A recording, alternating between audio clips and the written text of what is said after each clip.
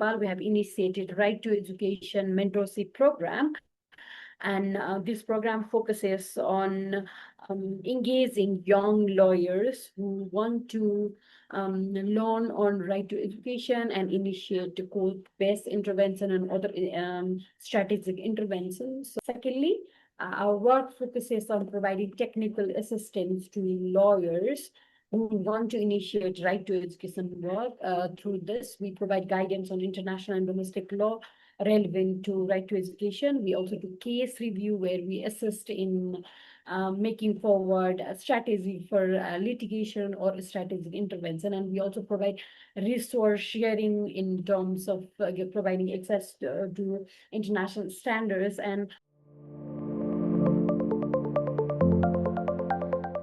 in our advocacy and mentorship with litigating lawyer, we have introduced them about Abidjan Principle in first place, and second place, this Abidjan Principle have actually been cited in the while making pleading in the courts, and also recently in our engagement with the judges, there are few cases where Abidjan Principles have also been referred to court judgment, one in High Court judgment and one in a separate Supreme Court judgment, where we engaged with a judge because there was a case on right to education. So we shared material on Abidjan Principle.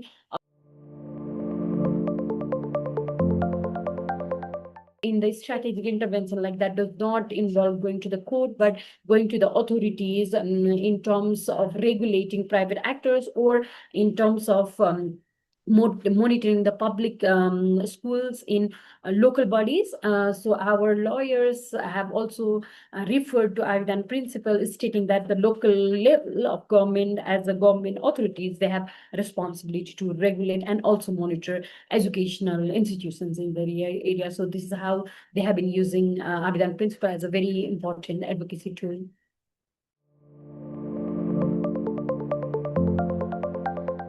So we have seen that when we introduce about Abidjan Principle to these sets of young lawyers and also mentors who have been, mentoring them as a senior experts of economic, social, cultural rights, they tend to use Abidjan Principle.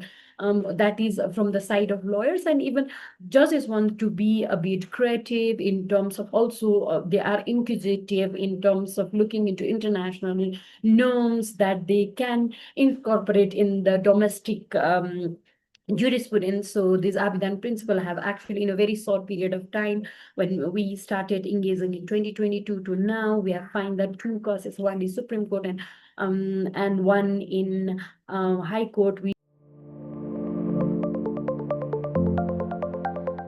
While we were engaging with the lawyers to introduce them about international laws and standards on right to education, and also introduce about the Abidjan Principle, they came up with an idea to form public interest lawyers group where they want to raise cases of public interest litigation. And within that, they thought it would be important for them to raise a case because usually, when a month of May arises in early May to mid-May, Nepal has new academic session for school going children.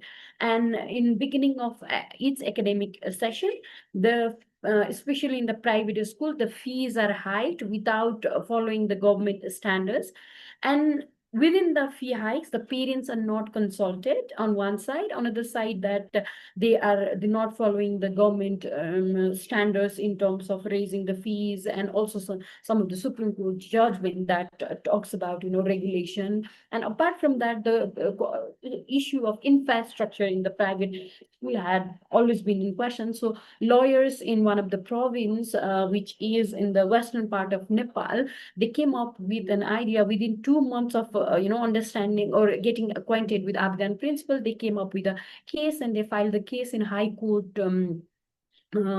High Court in Nepalganj, where they raised the issue of right to education being encroached upon and violated by private actors on one side. On the other side, they also raised a question on the public schools, where there is a specific question on local level government for not being able to set standards for monitoring them. So responding to this case, the court on one side give direction especially to there are PAPSON, which is the Public and Boarding Schools Association. They have very strong umbrella association against the district committee of that association, that they should follow government rules in terms of setting their school fees, and they are not supposed to hike the school fees every year. And also the court also directed the local level to do their work of monitoring and evaluating the schools under their jurisdiction, because constitution also gives them that power. So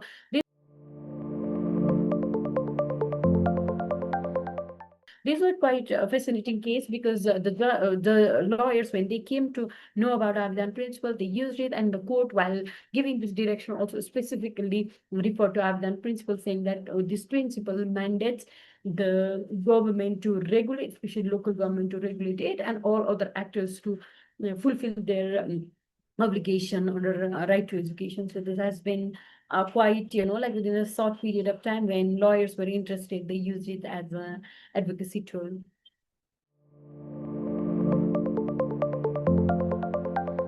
We aim to continue using and advocating for better implementation of right to education, whereas Abidjan Principle says, and public education should be of a minimum standard, where each and every individual get access to free and quality education.